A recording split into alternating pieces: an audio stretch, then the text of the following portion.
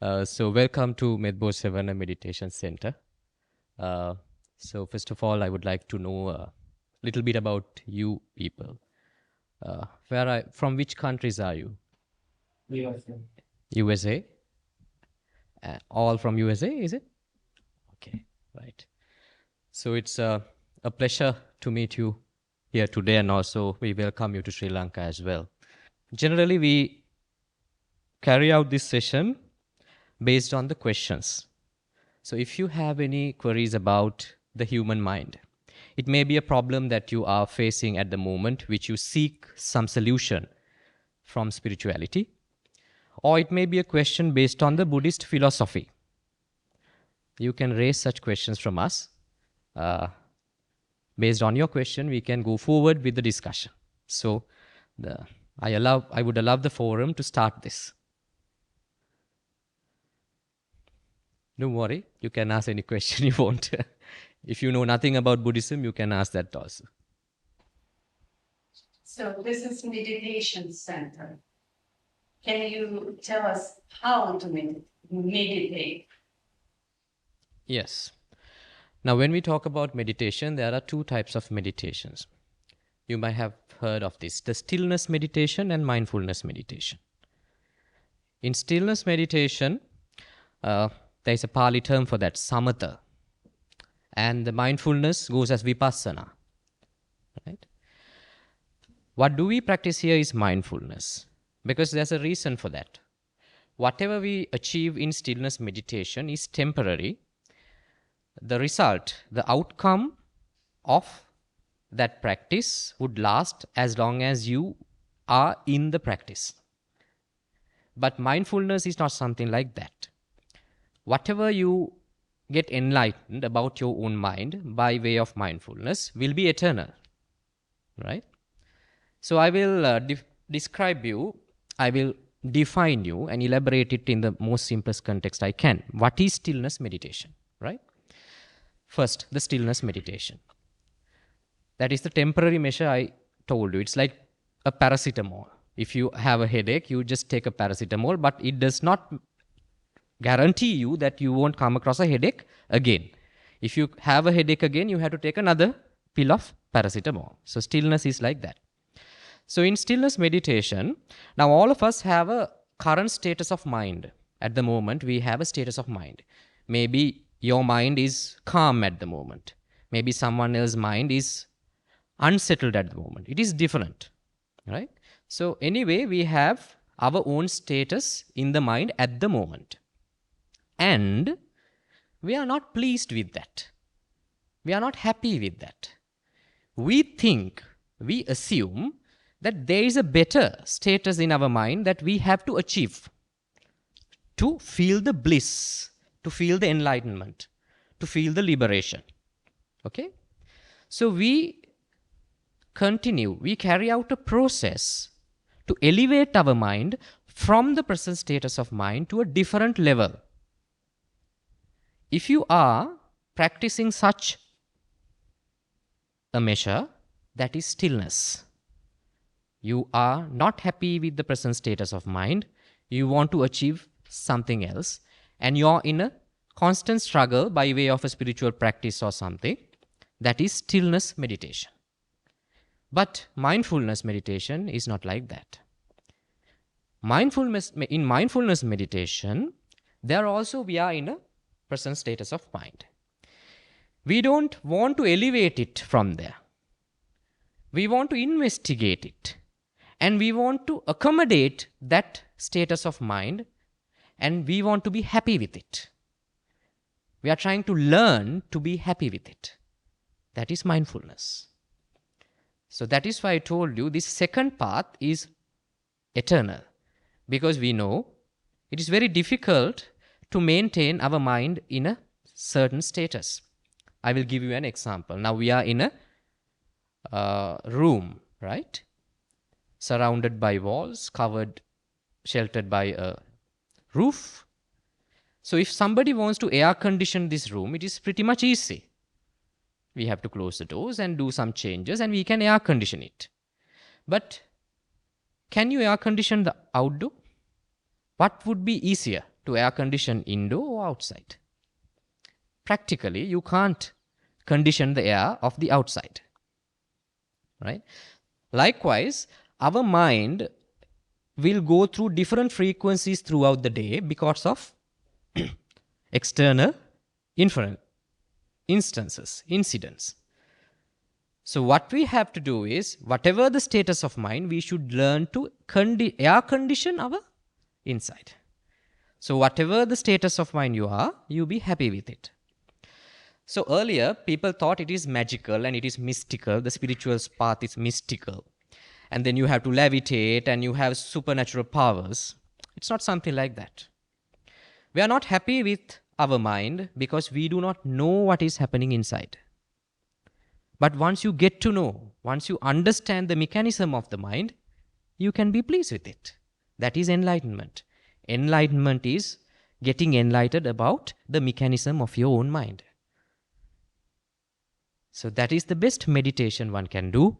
For that, you don't have to be in a specific posture, and you don't have to limit a time.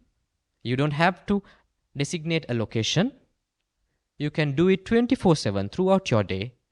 Just be an observer of your mind. Do you understand?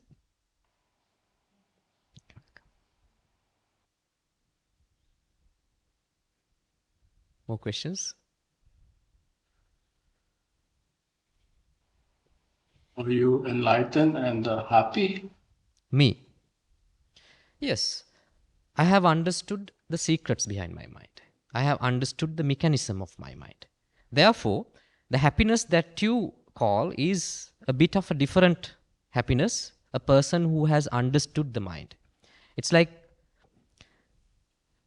your mind is not in a specific place. You're not trying to control your mind and to confine it. You let it occur naturally. You're with the free flow of the mind. So then there is no necessity to get pressurized in the mind. That is what happens when you get to know the mechanism of it.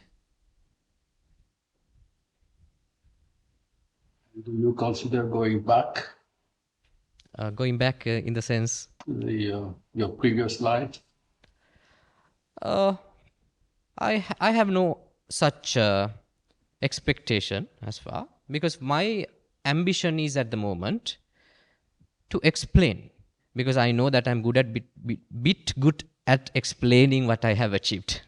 So therefore, the purpose I have taken as a course in my life to spread this message, how to do it, and help others to achieve the same. But to do that, you have to abandon your family, your children, your business, and it's a big burden to leave everything behind. Not necessarily. There is no necessity to leave anything behind. There is no necessity at all to leave anything behind, because as I told you, this practice, what you do is you just be an observer. So you can do it under any circumstance.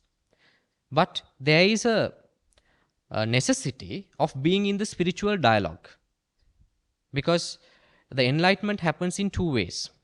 First, you seek some advice from somebody about spirituality. Then he would say that your mind has a certain secrets. He will reveal certain secrets which you do not know in the first place, right? Then when you go back to your ordinary life, you come across a situation where the secret is revealed to you. That is that you experience the knowledge that you gathered before, right? So being in the dialogue help you to understand it, the experience by way of a knowledge in advance. And also there are things that you do not have the knowledge, but you experience, but you can't understand what is happening. Then if you are back in the dialogue, like you're doing right here, you can raise questions and get answers for that. That is why we always say the entire spiritual path is a discussion. It's a two-way process. You help me, I help you out. Yes. Nothing to do with philosophy, nothing to do with religion. Why don't you sit down on the floor with us? Yes, I surely can. But there is a culture in Sri Lanka, which, Sri Lanka is a bit of a conservative country. And there's a culture and a practice which has been followed where the speaker generally sits on an elevated chair. But it doesn't make me more superior than you. I have to admit it. I'm not less than or I'm not higher than you. I can guarantee that. That's something to consider. Sorry. That is something that you should consider. Yes. That is why I won't, because sometimes you may feel that since I'm on an elevated chair, I'm superior than you. But I'm telling you, I'm not. Then you should sit down here. Not necessarily. I can be humble and sit on a chair like this. Yes. Because the superiority does not come from what we wear, what we sit on. If we can accept each other and be level with everyone, then we are all superior. But if I cannot level with the environment, with the culture, with the what other people expect in a certain society, if I cannot level with them, then I will not be a superior. Do you have to? That is the explanation. What you are telling us, is it consistent with the mainstream practices of Buddhism in Sri Lanka? What we prescribe? Well, I may say now if you go to some other place,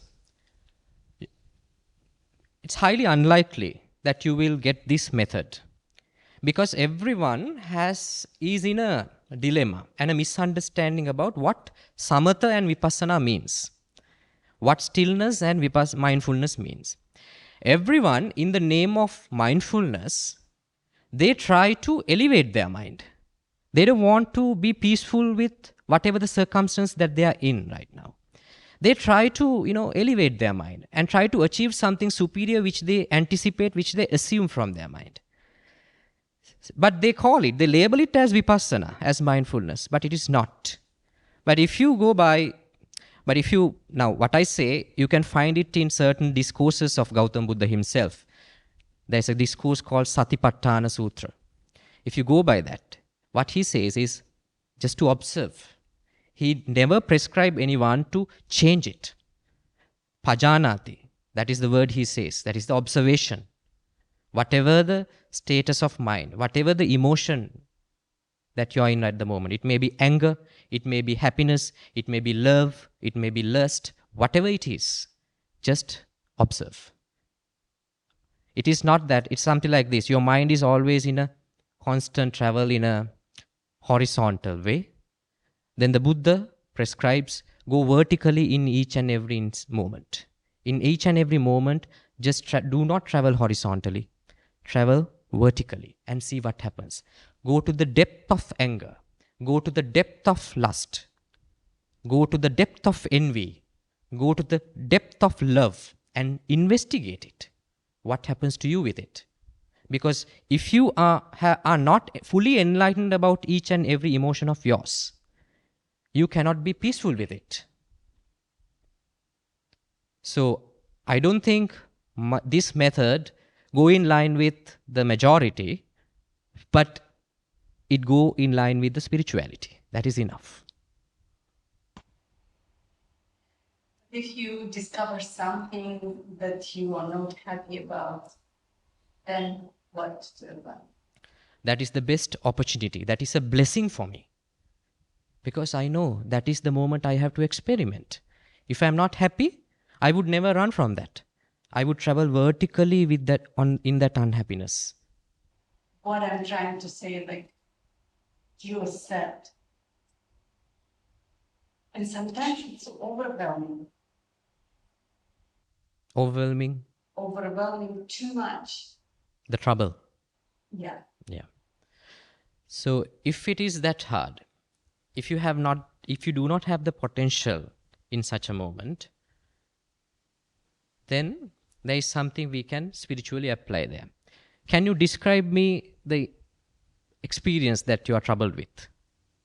What sort of When you're dealing with the loss dealing with? of someone new, which is very important to you. So I will tell you the reason behind, because in spirituality, what you will identify is the cause for the trouble, right? Anybody will be dissatisfied on something or will be unhappy on something based on this reason only. He or she has an expectation, and the result is not according to her expectation. That is the reason a person to be unhappy. But if the result is according to the expectation, you will be overwhelmingly happy. So now what is the cause for the unhappiness? Your attachment to your expectations. It is okay to have a simple attachment simple plan about how should my life go. But the result is beyond our control. Our expectation may be within our fully control, because the expectation is created by our mind. So we can dream in any way that we want. But the result is not totally in our hand. So if we are too much attached to the dream that we have created by the mind, then a different result will upset you. So then you have to identify what is the reason. The too much attachment towards my plan, towards my expectation. So now if you know the reason, should I give you a paracetamol or can you alleviate it? Sometimes paracetamol helps too. The only help a guide can give you in spirituality is explaining what is happening in you. So next time if you are in a trouble, just recall this, remember this and see, now my mind is upset because of this incident. What was the expectation in me? And then for the moment, give up that expectation. For the moment, give up that expectation. Then you will feel free. Now, as an example, I will tell you, now, you guys didn't like us recording this session, right? That was your expectation. Then when you see the cameras, you will get upset. That is natural. It's okay to tell me to remove the camera. I don't mind doing that. You have to be active. But what is the point of getting upset? What is the point of getting unsettled by just seeing a camera? Without being unsettled, without being troubled, you can simply tell me, can you please remove the camera? The reason for the unsettledness in the mind is the expectation you had. And the strong attachment you had towards that. If you did not have that strong attachment towards the expectation, these electronic devices might not trouble you. You can simply just approach me and say, can you please remove the camera? That's it. When you're back in your hotel, you can do the same. The waiter, the manager will make you upset. Only they can make you upset if you had an expectation about the hotel. So I would say, for the moment, give up the expectation and express yourself. It's very easy to live. Just give up the expectation and express. I don't want to make you a vegetable. I don't want to make you silent. Expression can be done, but there's no reason to be unsettled inside. So this is purely an art of living which is so blissful. That is what spirituality gives you. Spirituality gives you. I have one more question. Destiny, is it something that is that human beings need to expect, or can we determine our path forward? Can we determine our destiny? What do you think? What was your experience? Because surely you're more experienced than me in life. What is your experience? I feel that I'm in control. Well, talking about destiny, as I told you, all the effects that we come across in our life have a cause. It's a cause and effect thing. You will simply flow with the effects as long as you do not identify the causes of your life. Then you will be stuck in your destiny. Someone else, something else, I don't know, someone or something, will determine your effect. The things in your life, the process of your life.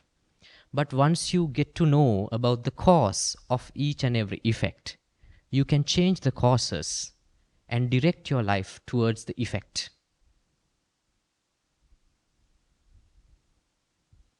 It's like this because we are blessed and we are given the most sophisticated machine. As human beings, we have given this most sophisticated machine, the human mind, right?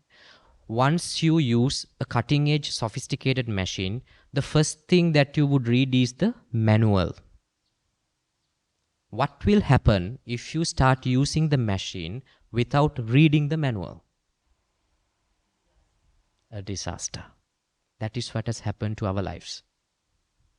The manual shows the causes for every effect. The spirituality is the way to find the manual. Mindfulness is the way to find the manual and how to read it. So it is no magic there. Do you ever get upset? Me. Not unsettled. I get anger. I express it. If you walk on the street and you are hit by a tuk-tuk, do you curse the driver or do you bless the driver? If I want, I will curse. If I don't want, I will not. Because in my life, I know I do not have pre-plans how to act in each and every situations.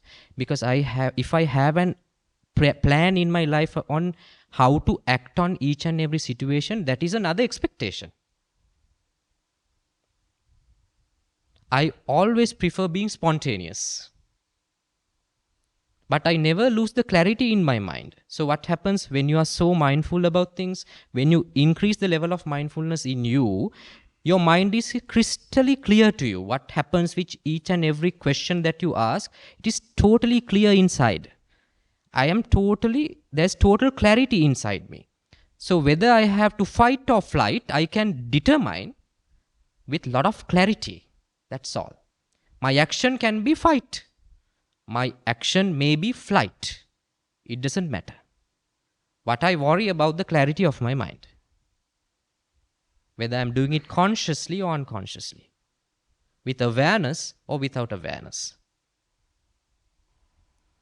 So you want to be in control all the time? Not in control.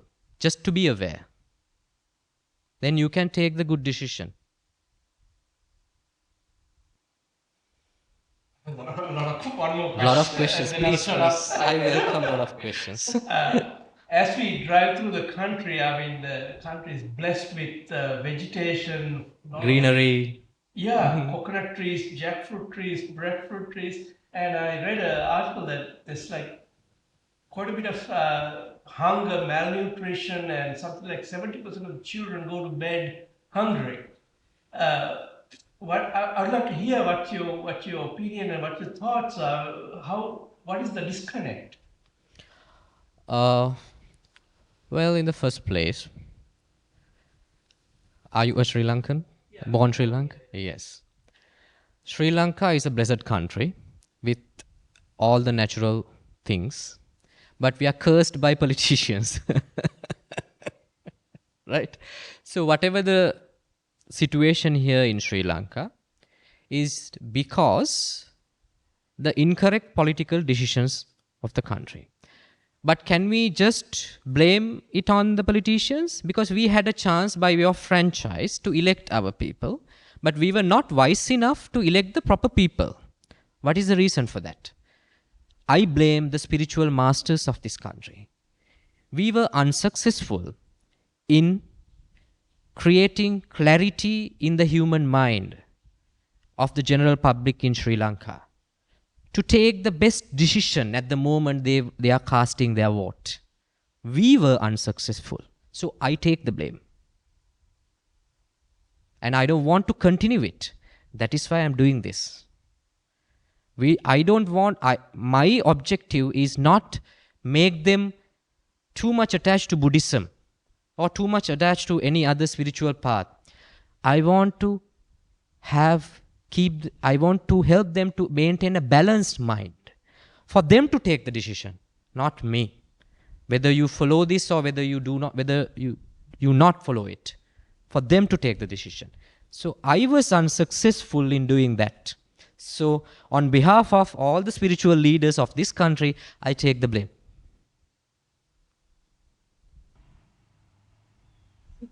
Happening, this manual for this amazing creature is wrong. Why we constantly making wrong decisions, choosing the loudest, the strongest, without thinking that this is the most important part of the body? Taking the loudest reaction, taking any reaction that you call it wrong, is up to us. Do not label it or write it or wrong. That was just a reaction for that incident. It was you who labeled it as wrong because you are not happy with that decision. Is anyone happy with that in your country? Without this decision about? Well, if it is the perspective, even in a disaster, you can be happy if you look at it in the correct angle. I take this as a blessing, because we are now learning the basic lessons of politics. We are now learning the basic lessons of economy and social sciences. This is a good opportunity as a nation for us to come up, rise up again. This is the best opportunity. I wish you the best, because history is showing that the only what we learned from the past.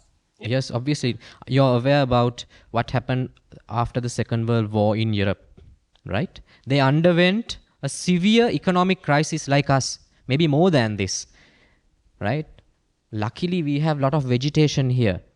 We may be malnourished because the protein intake is less, but we have a lot of carbs, right? If you walk across these, you will find jackfruit, you will find coconut trees. Nobody is hungry in this country. We are being taught by the religion, by our culture, to feed the hunger, to give things, to always devote yourself to others. It's like this. Here, when a natural disaster happens, sometimes the government is totally a deadlock. The people come forward. When the tsunami was struck in 2003, for the first 3 days, it was the people, by their own motive, helped each other, fed everyone. Nobody died from hunger. Then after 3 days only, the government took in charge of all the disaster management. Why is that? That is the best thing of our culture. It is not always bad. The culture is different from your culture to us. The colors, those things will be different, but there are good things, right? So you have to look at the problem in a different angle to see the opportunities of it. Now we are in economic crisis. Is there a point to be troubled with it? Oh God, now we are done, now we are dead. There's no point. Search for the opportunities out of it. If you're being cursed, if you're being defamed by somebody, there's no point of being, oh my God, my life is a disaster, now I was totally defamed. Take the opportunity out of it.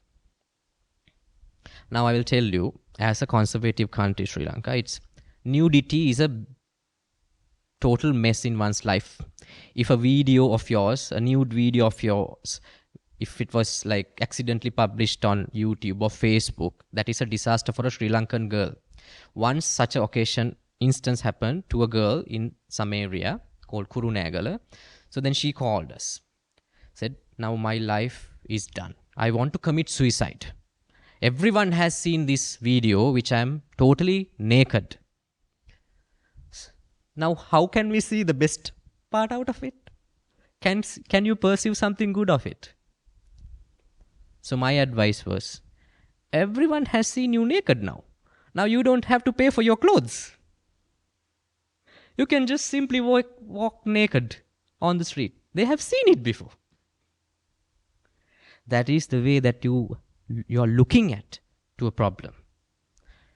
If you look at from the best angle, every curse, we can take it as a blessing. Any disaster of yours. I will tell you a Zen story, right? You know Zen in Japan. So there was a small village where there was a family, the son, father, and the mother. They had a black horse. So they rented it to pull logs and everything, and they used it economically. So that was the only income. So one day, what happened was, this black horse escaped. It ran away. So they totally lost the income. Then the mother was complaining, oh my God, how are we going to make some living? Then the son was complaining, I don't have my BMW now. I can't go anywhere and see girls. But the father, it's okay. That was the father's response. Sometimes after, that black horse came back to the house along with a white female horse. It has gone out to find an affair. Now they have 2 horses. Then the people are saying, oh, you're so lucky, now you have 2 horses. Then the mother is overwhelmed. Oh yeah, now we are so rich. We have doubled the income. Then the son says, the white horse is the best ride. I get more girls when I ride it. Then when my father was inquired, it's okay. Sometimes after, this white horse is not quite tamed. The son was using it very frequently. It is not tamed. So, he fell from the horse and broke his leg. Now he is with one leg. Just the right leg has to be amputated. So everyone in the village is saying, oh, this white horse is a curse to you. To the mother, your son is now, he's disabled. The mother was saying, yes, only son. What can I do with him? Now he can't find a good girl. His life will be a mess. And son was complaining, oh my God, I was so happy before this white horse ruined my life. Then they approached the father. It's okay, that's nature. Then sometimes after, the Japan waged a war with China. The emperor ordered all the boys in the house should join the army if you are not disabled. Every boy in that village had to go to the army, and it was a disaster. The Chinese army was so powerful. Everyone came in corpses. But this son is surviving because he was left behind because of his disability. People came. You're so lucky. My son came in a coffin, but your son is still alive. Can you see? That is life. Either you can keep complaining about it, or you can accept it. That is a nice Zen story which we can apply to our own life. Good for Sri Lankans at the moment. Without cursing what is happening, try to see the opportunities out of it. Do you think different religion can peacefully coexist? The religions can, but the followers can't. You get me? The religions can. Why the followers can't? Nobody can coexist peacefully if they are too much attached to their ideologies. Now you're traveling in a group. You have different ideologies. If you are too much attached to your ideology, you cannot coexist with the one next to you. It is not the matter between religions. Even within a group like this, you cannot coexist if you are so arrogant and so adamant about your ideologies, and if you want to keep it as I want. But as a leader of religions, can they teach their follower to be more tolerant? I believe almost all the religions is prescribing that, but the problem is they are not doing it. Right. The followers are not doing it. And maybe some teachers are too much attached to their ideologies. Now, I am not attached to even what I teach here. Even to the spiritual path that I am prescribing you, I am not attached to it. That is why I welcome always questions. You know, the spiritual masters, they do not generally welcome questions. They are worried about not being able to answer. But I'm not worrying at all about not being able to answer. Because this is just another ideology. If you get attached to it, you will be in trouble.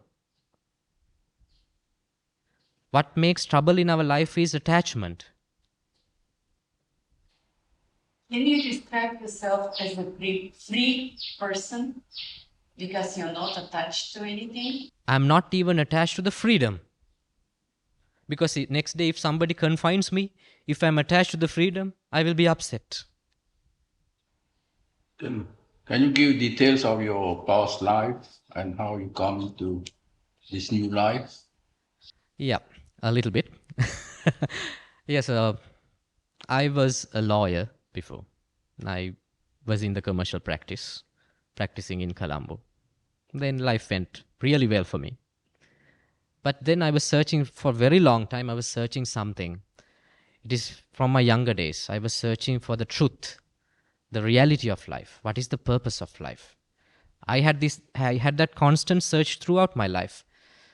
And I didn't know to do it, but I tried different things, mindfulness, and it was a gradual process. It is not that whatever the status that I am living in at the moment, it is not an overnight thing.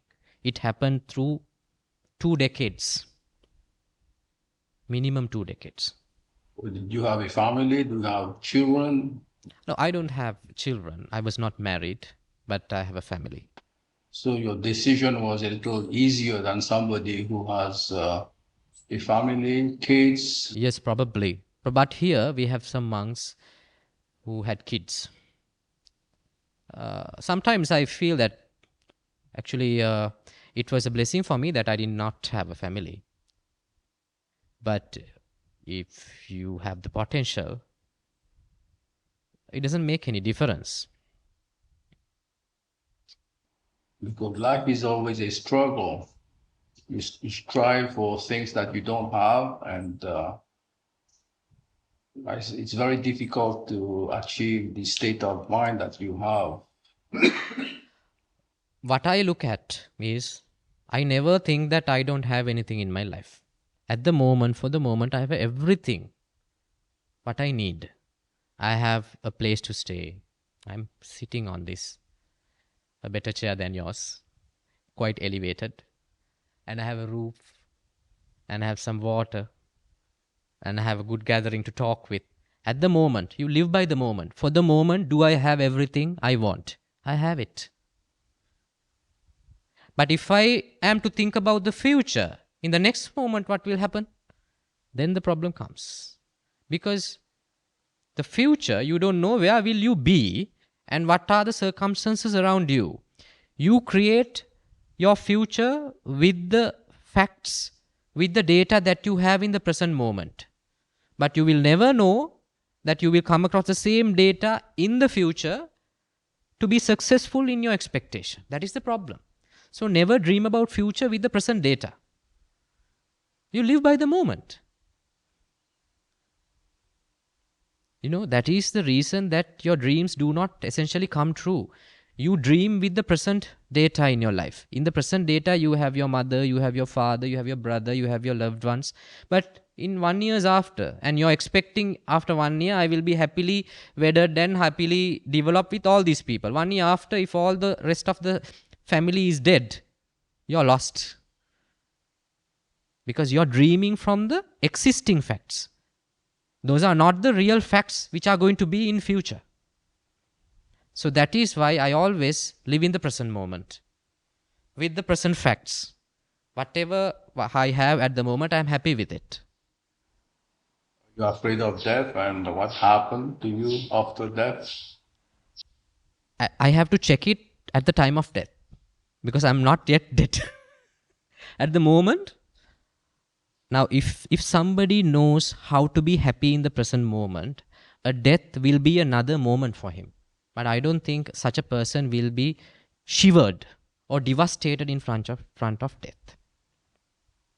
If you can learn how to be peaceful with the present moment, when it comes to your biological death, that is also another moment only. So that is the best part of spiritual development. You going to be in the present moment. That will help you to overcome your death. There's no other way to overcome the death. There's no other way. No, because Christians believe in heaven, like they die, they know there's a place for them. If you're a good Christian, you go to heaven. Yeah, but the time of death, the agony, the pain, the heaven is after. Yes, please. Yeah. But your philosophy is very good, but can you compete with other more aggressive religion thought in this real world? Because the world has so many, problem, and then unfairness, and then only looking for peaceful of mind, and then also, have a poverty, and then the unfairness of property sharing, and then how you can convince the follower and then get a better life rather than other religion or non-religion people aggressively are looking for the the physical treasure or physical property. I get the point. My question to you is, why should I compete with them? It's not, well, for the regular people, it's not that you, if you not compete, you even be behind. Now you have to understand this. Now this is a very subtle process. This is not like you enroll 100 or 200 students to a faculty and let them follow a course. It is not like that. Spirituality will not work like that. It is not what I can give, it is what you have to do. So in spirituality, what we can do as a person to encourage others to be more spiritual. My teachings won't do much, but my attitudes, when people live with me, how they feel me, how they feel my energy, how they feel my vibrance, that will change them. That is how we can transfer spirituality to somebody else, not by these words. It is like a pandemic, a spiritual pandemic. It should go by the touch, by the vision, by observing me. So it won't be competitive. It will be a very gradual process. But that is eternal, though. Because you need only one spiritual person to make a lot per people spiritual. So if your ambition is good, to change the world, to change the world happy and blissful, ambition is good. But do not cling on to that ambition and expect the world to be better. The world will always be with that division, the good and bad. You will never see the 100% good world. Because the good itself exists as long as the bad is there. Because in spirituality, the term emptiness, if you have heard, in the emptiness, the both duality we have to embrace. Now, as I said, I never said my emotions should be always love and loving kindness and patience, compassion. No. The anger also should exist in me. Those are natural emotions. So anger, it is us who are claiming it as bad. Right? So this enlightenment is not a you're not categorizing your emotions or the people as good and bad, and you are not trying to eliminate bad. You're embracing the good and bad. You learn to embrace the good and bad. Do you understand? This is different. I'm not trying to make the entire world good. I just want to embrace everything. That is how I can be universal. If I am casting out a Christian out of me, the Muslims or the bad people or the good people, whatever, if I label people and cast them out, I cannot be universal.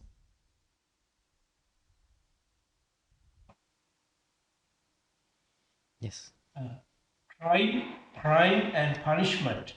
As human beings, do we have the right to punish somebody if we know somebody did something bad? If he is under your control and if your control is necessary for his betterment.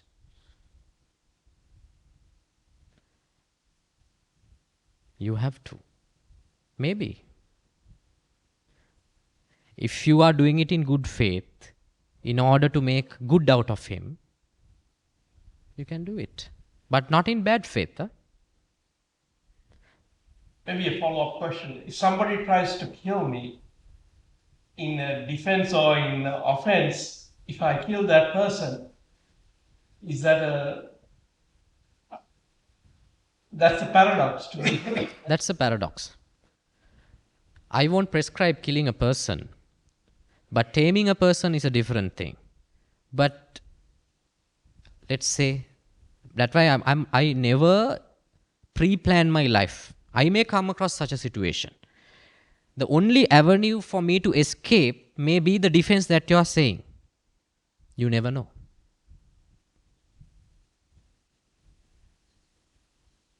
Let the time decide that. You were talking about good and bad kind of intermingle. Do you believe that there is absolute evil? Absolute evil. Absolute evil. If there is absolute good, as long as the absolute good is there, absolute evil will be there. It is the two sides of the same coin. The world runs in duality. If there's only male on this planet, we don't have to label them as male. Males are labeled as males because females are there. So similarly, good is labeled as good as long as the bad is there. The existence of bad is a must for the existence of good. That is why heaven and hell coexist. You cannot only have a heaven and eliminate the hell. Beings enlightened is not going to heaven or hell. You embrace everything. It's like you are the Almighty. The Almighty has everything within. The heaven and hell both. Hell was not created by somebody else. The believers and non-believers both were created by the same source.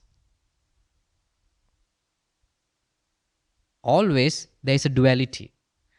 When you embrace everything, you become universal, you become God. That is why I told you, stillness meditation cannot make you enlightened, but the mindfulness can. In mindfulness, you accept the duality. I never told you to be unhappy or dissatisfied with your current status of mind. It may be the worst moment in your life, but try to be satisfied with that. Then you are the God. If you try to elevate or go somewhere else, that means you are trying to cast out something. You are not universal. You are only part and parcel for something. That process you have to continuously do every time. But once you become universal, whatever happens, even a lightning strikes, even an earthquake, even a tsunami or a shower of money, when you win a lottery, whatever happens in your life, you are universal.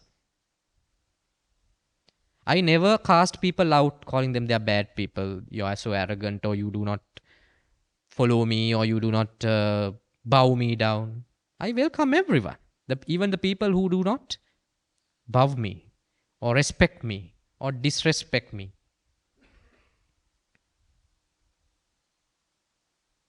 So do we have more questions?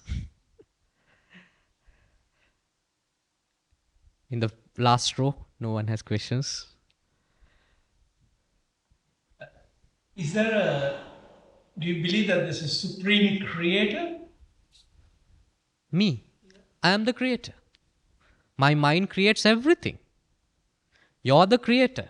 Your mind is creating everything under you. You think about your home from there, you can create as much as you want. Well, it's more. It is the label that different religions have given. The Almighty or Allah or the Nirvana or the Moksha in Hinduism. They call about the same creator. That is our pristine mind, where everything started. Spirituality will take you back there, where there are no frames in mind, where you can accept everything and you become universal and you can create everything. Even you can create a disaster in your life. You know, Krishna is an enlightened person. He waged a war against an entire nation. It is all about the mind.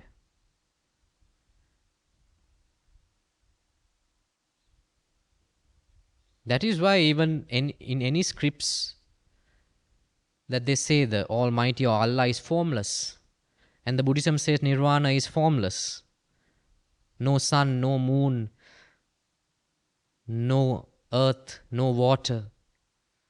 Everything in negative form. It is formless.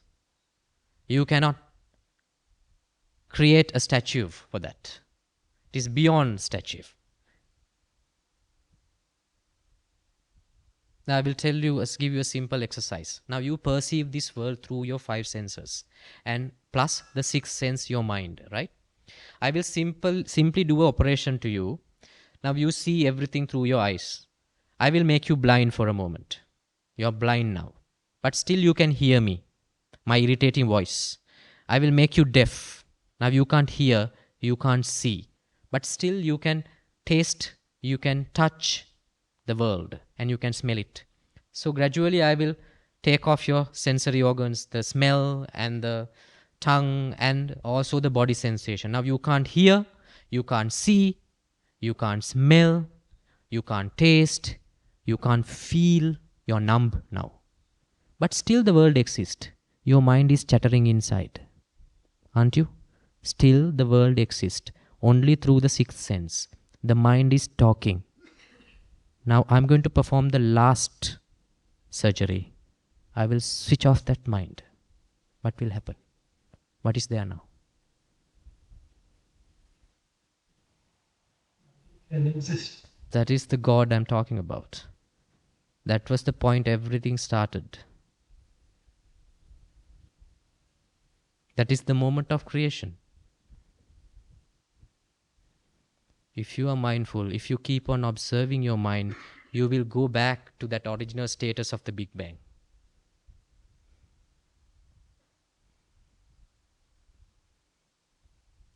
Do you have more questions? Thank you.